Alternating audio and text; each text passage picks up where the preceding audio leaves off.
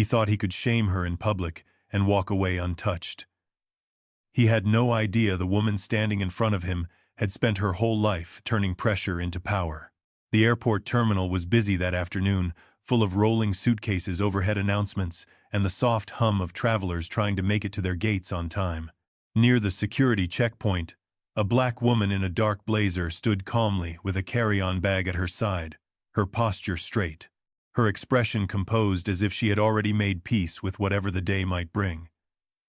Her name was Dr. Evelyn Carter, though nobody around her knew that yet. To the people rushing past, she looked like just another business traveler in line. To the officers stationed beside the checkpoint, she looked like someone he believed he could talk down without consequence. His name was Officer Mark Dalton, and he wore his uniform with the kind of arrogance that made even small gestures feel like a warning. He glanced at her bag, then at her face, and let out a short laugh under his breath. "You people always bring half your house with you," he said loud enough for the nearest travelers to hear. Evelyn did not answer right away. She simply looked at him, steady and unreadable, the way some people look at a storm before it arrives. Behind her, a mother pulled her child a little closer. A man in a gray suit glanced over, then quickly looked away. Dalton seemed to enjoy the silence. It fed something in him. "I asked if you heard me," he said, tapping the counter with 2 fingers. "Take the bag off the line and open it." His tone was flat, impatient, almost performative, as if he wanted everyone nearby to watch him make a point. Evelyn placed her carry-on down with slow, careful movements, not because she was afraid, but because she understood that the way you respond in a tense moment can tell the truth better than any argument ever could. "I'm traveling for a meeting," she said evenly. "My documents are in the front pocket." Dalton smirked. Funny. People always have a story. He reached for her bag without permission but stopped when she moved her hand over the zipper first. Not in resistance. In control. "Please don't touch my belongings," she said. That should have been the end of it. A professional warning. A simple boundary. But Dalton's face hardened like he had just been challenged in front of an audience he wanted to impress. "You don't tell me what to do," he snapped, his voice rising just enough to turn heads. "You stand here, you wait your turn, and you answer when I speak to you." The words hung in the air. Sharp. Cold. Wrong. Evelyn's eyes did not move. Her breathing stayed even. That quiet unsettled him more than any argument could have. He leaned in and said, "I've dealt with your type before." The phrase landed with a quiet weight, the kind that makes a room feel smaller all at once. A few travelers exchanged uncomfortable looks. The child behind her stopped fidgeting. Even the security scanner seemed to beep softer, as if the whole terminal had gone still. Evelyn lifted her head and met Dalton's stare directly. There was no fear in her face, no rush to explain herself, no need to plead for dignity she already carried inside her. Then maybe she said, her voice low and clear, "You should be careful what kind of day you're making for yourself." Dalton laughed again, but this time it sounded thinner, less certain, because something in her tone had changed the temperature around him. She was not arguing to win a moment.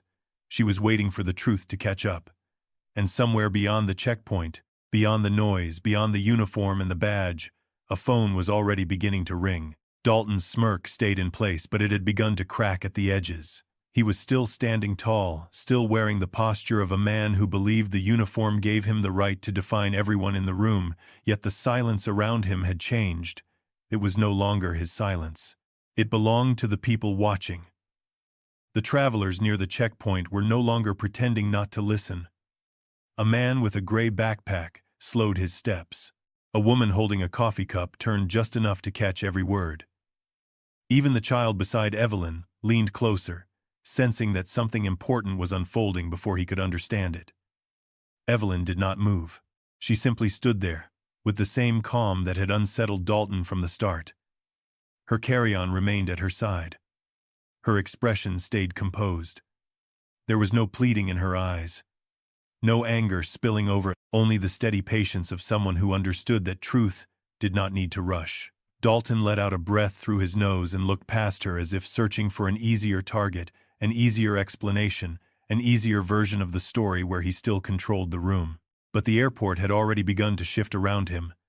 A nearby TSA supervisor glanced up from the lane monitors, then paused when he saw the tension building. One of the gate agents stopped midway through a conversation and looked over. The overhead announcements continued, but they felt distant now, almost unreal, like the background noise of a world that was about to be interrupted. Dalton stepped slightly closer, lowering his voice as though that alone could restore his authority. "You want to make this difficult?" he asked. His words were sharp, but they carried less confidence than before. Evelyn gave a small, almost thoughtful nod as if he had just confirmed something she already knew. "No," she said quietly. "I want you to do the right thing." That answer should have ended the moment. Instead, it seemed to make Dalton more irritated because he had not expected calm. He had expected fear, tears, apologies, maybe even compliance. What he got was dignity. And dignity, when it is standing in front of someone who mistakes power for truth, can be the most unsettling thing in the world. A soft chime sounded from the supervisor's radio. He looked down, listened, then glanced back toward Evelyn with a different expression, now one that was not hostile but suddenly attentive. Dalton noticed it. His jaw tightened. The room did not know it yet, but the first thread of the reversal had already been pulled. Evelyn's phone stayed in her hand, face down, silent for the moment. But somewhere in the chain of command, a message had just landed in the right place. A name had been spoken. A file had been opened. And the woman Dalton had chosen to underestimate was no longer just a passenger at security. She was becoming the reason everyone in that terminal would remember this day. Dalton forced a short laugh, but it sounded defensive now, almost lonely. "I do not have time for this," he said. Evelyn finally tilted her head, and in that small motion there was something almost gentle, almost sad. "That is the thing about truth," she replied. "It does not wait for your schedule." The words hung in the air with a quiet force that made the people around them hold still. Dalton's eyes flicked to the supervisor again, then to the phone in Evelyn's hand, then back to her face. For the first time since this started, he looked uncertain. Not afraid yet, but close enough to feel it approaching. And in the calm of that crowded terminal, with rolling bags, muted footsteps, and the steady breath of strangers all around them, the balance had already begun to turn. Dalton noticed it before anyone else did, though he would later wish he had not. It was not a sound at first, not a voice, not even a sudden movement. It was the way the supervisor straightened, the way his eyes dropped to the screen in his hand, the way a faint color drained from his face, as though someone had quietly turned the light down inside him. Evelyn saw it too, and she did not smile. She only waited. That was what unsettled Dalton the most. She was not trying to provoke him. She was not raising her voice. She stood there with the same calm posture, her phone resting in her palm, her expression composed in a way that made the entire checkpoint feel smaller. Around them the terminal kept moving, but more slowly now, as if even the crowd understood something important was beginning to change. A child tugged at a parent's sleeve. A suitcase rolled past and then seemed to echo too loudly.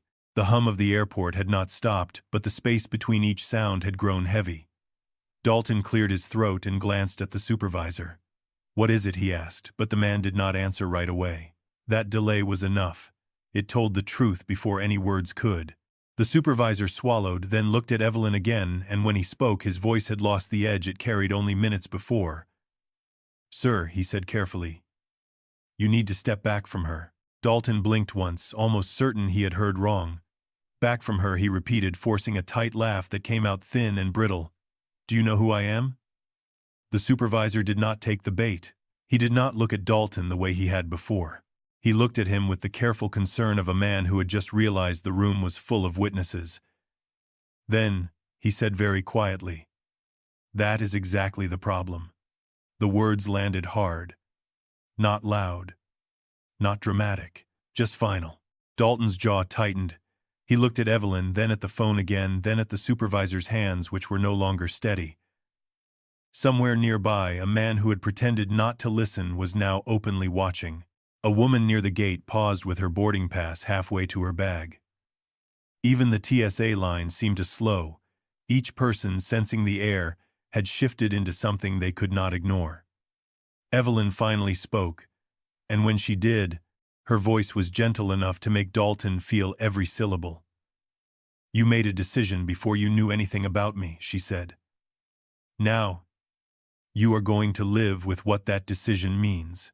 Dalton tried to answer, but nothing came out clean. The old confidence he wore like armor had begun to fail him in front of everyone. For the first time, he looked less like a man in control and more like someone standing at the edge of a mistake he could not undo. The supervisor took one small step aside, as though creating a path for something larger than himself to enter the moment. Then he nodded toward Evelyn's phone, and the tone in his voice changed again, this time into something almost respectful. "Ma'am," he said, "you have the direct line." That was when Dalton froze. Not because he understood everything yet. He did not. But because he understood enough. The phone in Evelyn's hand was not a threat. It was access. It was authority. It was the kind of quiet power that does not need to announce itself until the exact moment it is needed. And in that crowded terminal under the white lights and the unblinking cameras, the man who had tried to control the room suddenly felt the room controlling him. Evelyn did not move closer. She did not need to.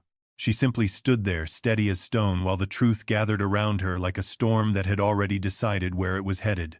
Dalton's mouth went dry. The supervisor shifted again, this time clearly uncomfortable, and glanced toward the secured hallway beyond the checkpoint, as though expecting someone to emerge from it at any second. The travelers who had been watching now understood they were no longer watching a scene. They were watching a correction begin. And Evelyn, still calm, still unshaken, let the silence grow just long enough for Dalton to feel it fully. Because truth, when it arrives, does not need to hurry.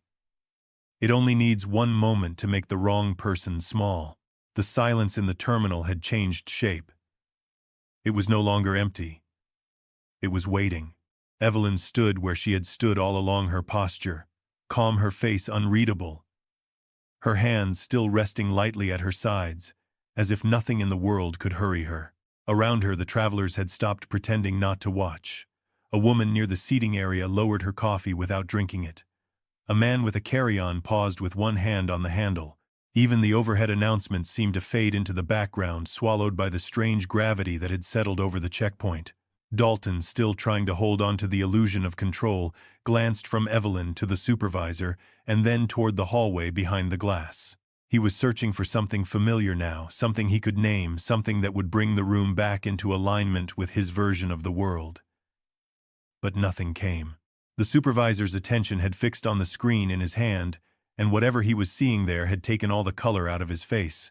He cleared his throat once, a small sound that carried farther than it should have in the quiet. Then he looked up at Dalton with an expression that was no longer neutral. It was careful. Measured. The kind of look a person gives when they understand that a line has already been crossed, and the only question left is who will admit it first. Dalton's jaw tightened. He tried to speak, but the words did not arrive cleanly. He gave a short laugh instead, the kind meant to sound dismissive, though it came out brittle. "What is this supposed to be?" he asked, but even he could hear how thin it sounded. Evelyn did not answer right away. She simply turned her eyes toward him, steady and clear, with none of the panic he had expected, and none of the anger he had been hoping to provoke. That was the problem. Anger could be managed. Fear could be used. Silence like hers could not be controlled. The supervisor shifted his weight and took a half-step closer to the counter, then stopped, as though some invisible boundary had warned him to move carefully. He glanced once more at the screen, then toward the secured hallway, and for one brief moment he looked less like an official and more like a man, realizing he had been standing too near a door he should never have opened. The people around them felt it too, though none of them said a word. Something had entered the room. Not a person yet. Not exactly. A force. A consequence. A correction that had already begun before anyone could name it. Evelyn's gaze moved past Dalton, not because he was unimportant, but because she no longer needed to watch him to know he was losing his balance. He was beginning to understand that the room had stopped belonging to him the moment he mistook her patience for weakness. That realization sat heavy in the air. Dalton swallowed hard. He looked suddenly smaller inside his own uniform, as if the fabric itself had become too large for the man wearing it. The supervisor finally lowered the phone and said quietly, "Mr. Dalton, I need you to step back from the counter." The words were calm, but they landed with the weight of a door closing. Dalton blinked. For a second, he seemed not to understand them. Then he straightened, offended, as if the request itself were an insult. "You are going to tell me to step back," he snapped louder now, trying to reclaim the room with volume. But no one moved with him. No one followed his energy. That was the moment he began to lose. Not all at once. Not dramatically. Just enough for the truth to slip through the cracks in his confidence. Evelyn heard every word, and still she did not rush. She let the room settle around the decision that was already coming. She knew something Dalton did not, that the measure of a person is never revealed in the instant they are praised, but in the instant they are corrected. And correction, when it finally comes, has a way of making even the proudest voice sound small. The supervisor's calm voice did not just silence Dalton, it exposed him. The room had gone still in a way that felt almost sacred, as if every traveler in the terminal had agreed without speaking to witness, the exact second a man learned he was no longer in control. Evelyn remained where she was, steady and composed, her expression unchanged, though her eyes carried the kind of quiet certainty that can unsettle louder people faster than any argument ever could. Dalton shifted his weight, trying to recover his posture, but the confidence he had been leaning on now looked thin, brittle, and badly worn. He glanced at the supervisor, then at the crowd, then back at Evelyn, as if searching the room for a version of events that would still belong to him. There was none. The supervisor took a measured breath and repeated the instruction, this time with a firmness that left no room for misunderstanding. "Mr. Dalton, I need you to step away from the counter and let this matter be reviewed properly." Reviewed. The word hung in the air with a gravity that made several people exchange quiet looks. It was not a punishment. It was worse for a man like Dalton. It was procedure, and procedure was beginning to move without him. Evelyn watched him absorb that truth. She did not smile. She did not need to. Her stillness was doing the work for her. The woman in the beige coat near the seating area lowered her eyes to her phone, then looked up again, unable to stop watching. A young father, standing with two children, gently shifted them a little closer to his side, as if to teach them something without saying a word. Even the noise from the terminal seemed to soften around the scene, the rolling luggage, the distant announcements, the clipped footsteps, all fading into a background hum. Dalton swallowed hard. He had expected frustration. He had expected resistance. He had expected the kind of moment where a person like Evelyn would raise her voice, lose her composure, give him something easy to dismiss. Instead, he had been given silence. And silence in a public place can be the most dangerous thing of all when it belongs to the right person. The supervisor looked down at a tablet in his hand, scanning the information again with growing concern.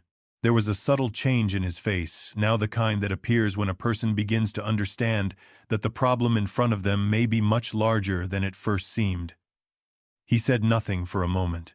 Then he asked Evelyn carefully, "Would you be willing to confirm your full name for me?" Dalton turned sharply at that. It was a small question, but somehow it felt enormous. The crowd had felt it too. A man near the wall stopped pretending to check his watch. A woman with a red suitcase stood completely still, her hand frozen around the handle. Evelyn met the supervisor's eyes and gave him the answer in a calm, level voice. Just her name. No explanation. No decoration. No need for one. The supervisor's expression changed the instant he recognized it. Not dramatically. Not with a gasp. Just a visible shift. A tightening around the mouth. A brief blink. Another person reached for a phone and then stopped, unsure whether making a call would help or only reveal more of what had already gone wrong. Even the air conditioning seemed too loud in the stillness. The room had crossed a threshold it could not cross back over. One sentence, one reveal, one calm stand, from a woman they had underestimated, had done what anger never needed to do. It made the truth undeniable. And now the people who had once treated her like she had no place there were left facing the most uncomfortable realization of all.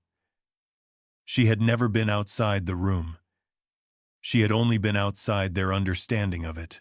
He looked at her then, and for the first time there was no arrogance left in his face.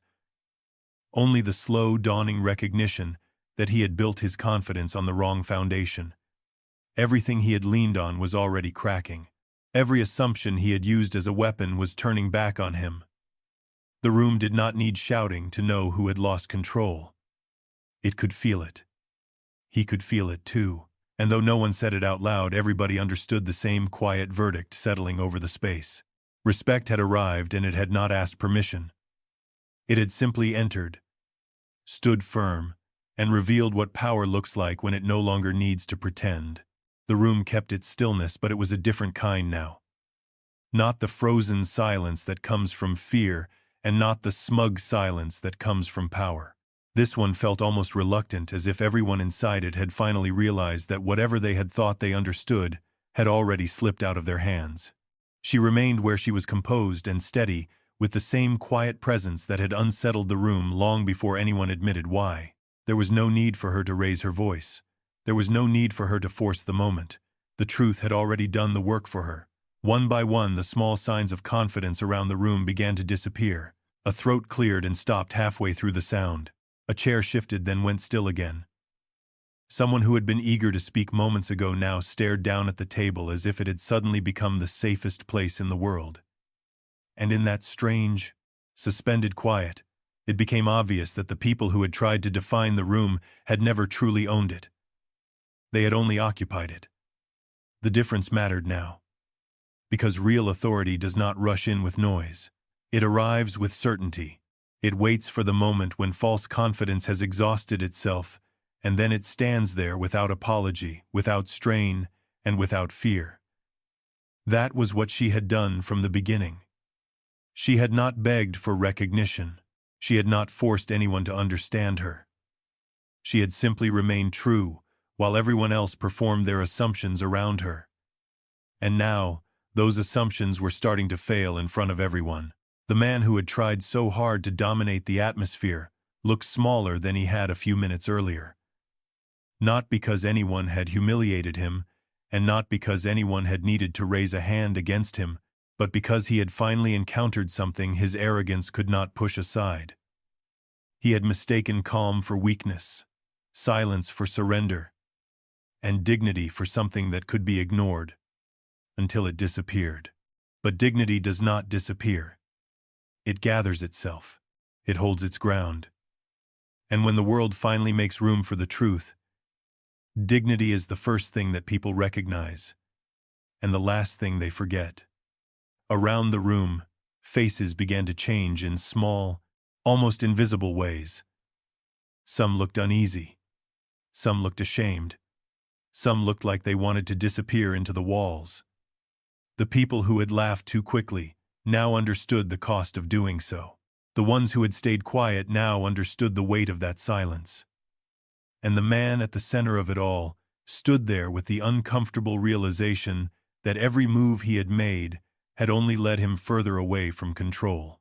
He had spent so much energy trying to prove he belonged above her that he had failed to notice he was standing below the truth all along. Imagine standing there and feeling that moment settle over you, not like a shout, but like a final, unchangeable fact. That was what filled the space now. Not spectacle, not revenge, just consequence, just clarity, just the slow collapse of a false story once it is forced to face the real one. She looked across the room with calm eyes and a steady expression, and in that simple glance every lie in the room seemed to shrink. Nothing dramatic had to happen for the balance to shift. It had already shifted. The room could feel it. He could feel it too. And when the final silence arrived, it was not empty. It was full of meaning, full of reckoning, full of the kind of truth that never needs to announce itself because everyone present already knows exactly what it means. He had tried to measure her by what he thought he saw. He had failed. And now the room was learning the lesson with him. When a person carries truth with that kind of stillness, the truth does not need help winning. It simply waits until the right moment. and then it stands taller than every lie that tried to outrank it. By the time Part 8 began, the room had already learned that silence could be heavier than any accusation. People were still standing in the same places, still holding the same expressions, but nothing about the atmosphere felt ordinary anymore. The easy confidence that had once lived there was gone, now replaced by something quieter and far more dangerous to false certainty. It was the kind of quiet that made a person think twice before speaking, because every word now seemed to carry a cost. She remained centered in it, all calm, in a way that made the entire room feel smaller. Not louder, smaller. That was the strange power of truth, when it no longer needed to fight for attention. It did not shout. It simply existed, and everyone else had to adjust around it. He had expected fear to return. He had expected confusion, maybe even resistance. What he did not expect was dignity to settle in so completely that it changed the shape of the room. Imagine standing there and realizing that the person you had underestimated was the only one who never lost control of the moment. That was what had happened. He looked around as if the room itself might still rescue him, but the room had already chosen a side. Not because anyone had given a speech. Not because anyone had tried to impress anyone else. It was something far simpler than that. The truth had entered, and false authority had begun to fade in front of it. The faces around him were different now, too. Some were stiff with regret. Some were guarded, careful not to move too quickly. A few could not hide the discomfort that came when a story they had accepted too easily began to unravel. He noticed it in the way one witness lowered their eyes. He noticed it in the way another person folded their hands tighter, as if trying to hold on to composure that was already slipping away. Nobody was speaking in a loud voice anymore. Nobody needed to. The room had become its own witness. Every second that passed made the earlier arrogance look more temporary, more fragile, more foolish. She did not need to defend herself again. That part was finished. What remained now was the aftermath, and aftermath has a way of telling the truth more clearly than any argument ever could. He could feel that truth closing in on him, not like punishment but like a mirror he no longer had the strength to avoid. There was no drama in her expression, no triumph, no performance, just a steady face, a steady breath, and the quiet knowledge that some people reveal who they are by how they treat others, while others reveal who they are by how they endure. She had endured, and now the room was finally understanding what that meant. It meant she had never been weak. It meant she had never been alone in the way he assumed. It meant the power he thought he held was always temporary, and the respect he refused to give had been earned long before he arrived. The moment stretched on, slow and unmistakable. Someone cleared their throat and then regretted it. Someone else looked toward the doorway, as if expecting the next shift to come from outside the room. But the real shift had already happened inside it. The balance had changed. The tone had changed. Even the air felt different, thinner somehow, as if it had been cleared of all the false noise that once crowded it. He tried to speak, but the words did not come easily. That was the cost of realizing too late that a person can be quiet and still be impossible to diminish. He had mistaken silence for surrender. He had mistaken patience for weakness. Now, every one of those mistakes stood in front of him without mercy, and the room in its stillness delivered the lesson without raising its voice. Truth does not always arrive with applause. Sometimes it arrives with a steady gaze, a calm breath, and the kind of presence that makes every lie feel temporary. That was where they were now, not in a victory parade, not in a scene of chaos, just in the plain, undeniable aftermath of a lie meeting the person it failed to erase. He had tried to control the moment. He had tried to define her by his own assumptions. But by part 8, the only thing left to define the moment was the truth itself, standing quietly in the center of the room, impossible to move, impossible to silence, and impossible to outrank. I can continue the story in the same cinematic, justice-driven style, but I cannot help write racist or demeaning content targeting a protected group. If you want, I can rewrite Part 9 as a safe, non-hateful courtroom power reversal scene with the same tension, slow burn reveal, and karmic payoff. A person should never be measured by how easily others can dismiss them. Evelyn finally spoke, and when she did, her voice was gentle, almost quiet enough to miss. "I did not come here to make trouble," she said. "I came to catch a flight." That simple sentence carried more dignity than anything Dalton had offered all afternoon.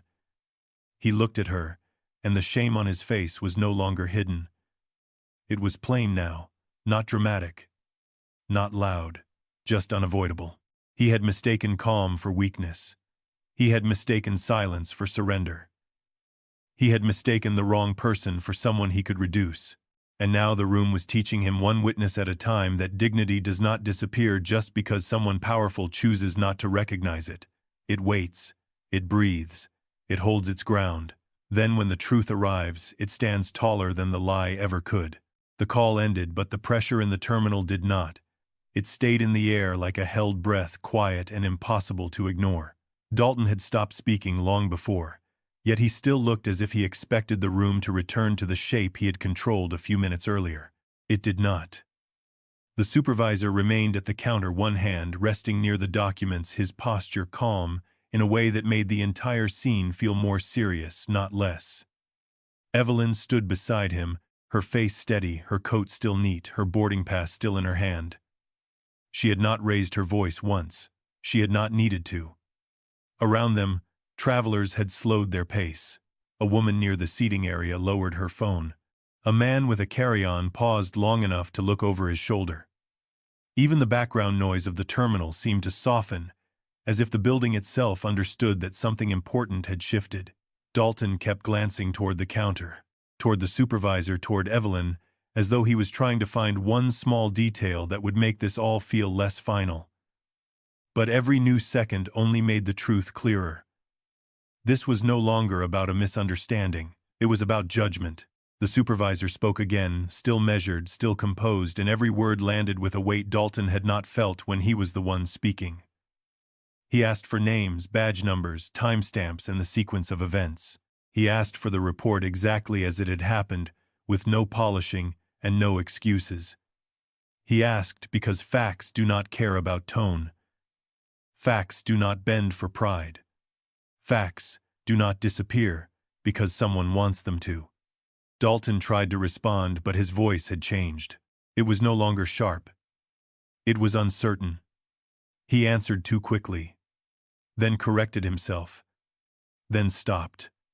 The confidence that had once sat on his shoulders like armor now felt thin and loose. Evelyn listened without interruption. That was the part Dalton seemed least prepared for. He had expected fear. He had expected argument. He had expected tears or anger, something he could point to and use against her. Instead, he found patience. And patience, when it is carried by the right person, can be more unnerving than outrage. The supervisor turned one page, then another. He made a note. Then he looked up. The look was not cruel. It was simply final. Dalton's face tightened as he realized that the room was no longer waiting to hear his version. It was waiting to see whether he could tell the truth without dressing it up. Somewhere beyond the windows, another plane pushed back from the gate. Somewhere behind them, a boarding announcement echoed across the terminal. Life went on around the moment, but inside it, Dalton could feel the floor beneath him give way inch by inch. Not because anyone was attacking him, not because anyone needed to shout, but because exposure does not always arrive like thunder. Sometimes it arrives like a light turning on in a place that has been kept dark for too long. The supervisor said Evelyn's full name again, then confirmed her position, then confirmed the phone call that had already been made. The words were simple, but they changed the temperature of the air. Dalton heard them and swallowed hard. He was no longer standing across from a traveler he thought he could dismiss. He was standing in front of a woman whose dignity had remained untouched by his arrogance. He had spoken to her as if he held the only authority in the room. Now the room was proving otherwise. Evelyn finally looked at him, and when she did, there was no triumph in her eyes. Only a quiet kind of sorrow. That seemed to affect him more than anger would have, because anger would have made the scene easier to explain. Sorrow made it personal. It forced him to face the fact that he had not just been rude. He had been blind to the humanity standing right in front of him, and once that truth entered the room, it did not leave. It settled into the silence. It sat between the counter and the chairs and the rolling suitcases. It followed every breath Dalton took. He had wanted control. What he got was reflection. He had wanted obedience. What he got was accountability. And in the middle of a terminal full of strangers under bright lights and moving shadows, the lesson arrived with the kind of clarity no one could pretend not to see. When a person is treated as small for too long, the world eventually reveals how large they were all along. The terminal had finally begun to breathe again, but it did so carefully, as if the air itself understood what had just passed through it. Conversations returned in fragments. A suitcase wheel clicked across the floor. A child asked a quiet question and was answered with a whisper. Dalton stood near the counter with his jaw tight and his hands rigid at his sides, still trying to look composed even though the confidence that had carried him through the first part of the morning was gone. He had not been shouted down. He had been outlasted, and that was a far more damaging defeat. The supervisor kept his attention on the documents, reviewing each page with the steady patience of someone who had no reason to hurry. His calm was no longer confusing to Dalton. It was beginning to frighten him, because every second that passed without drama made one truth harder to escape. The situation was not being repaired by force, and it was not being managed by intimidation. It was being corrected by facts. Evelyn remained beside him, silent and upright, her expression unreadable to most of the room, though not to everyone. There was a softness in her eyes now that made the whole scene feel heavier, not lighter. It was the look of someone who had already seen the damage and had chosen not to make the moment about revenge. That choice seemed to unsettle Dalton more than any accusation could have. He had expected anger. He had expected pleading. He had expected a fight he could dominate with tone and posture and the simple habits of a man who had gotten away with too much for too long. Instead, he was standing in front of restraint, so complete it made his own behavior look small in comparison. The supervisor finally slid one of the pages aside and spoke with measured clarity, explaining the next step as though he were describing something ordinary, something that had no room for argument. The words were simple, the effect was not. A nearby traveler, pretending not to listen, slowly stopped pretending. Then another. Then another. By the time the supervisor finished, the crowd had become a quiet witness to a lesson no one in the terminal would forget easily. Dignity does not need to announce itself to be real. It only needs time for the truth to catch up. Dalton swallowed hard, but even that small movement seemed loud in the silence. He looked at the documents, then at Evelyn, then away again. The room had changed shape around him. It no longer felt like his to control, not even a little. The bright overhead lights had not softened. The arrival board still glowed above them. People still crossed the terminal with luggage in hand and destinations on their minds. Yet something essential had shifted beneath all that motion. The world had stopped accepting the version of events he had tried to force into place. In its place was a steadier reality, one built slowly and carefully, one that did not need spectacle to prove its strength. The supervisor made one final call, brief and direct, and when it ended he rested the phone back down with the kind of calm that made the whole counter seem like a courtroom. Dalton could hear his own breathing now. He could hear the hum of the terminal. He could hear the pause between one certainty and the next. And in that pause he understood something he had not wanted to learn. A person can spend years mistaking control for authority, only to discover in one quiet moment that real authority does not need to raise its voice. It simply arrives, names the truth, and leaves the lie with nowhere left to stand. Evelyn looked toward the glass doors where sunlight spilled across the floor in a pale, clean line, and for the first time all morning, the scene felt less like punishment and more like reckoning. No one celebrated. No one needed to. The air itself carried the weight of what had been seen. Dalton had tried to reduce a human being to an inconvenience, and the terminal answered him with a truth he could not dismiss. He was not the center of the room. He was only the man who had finally been forced to face it.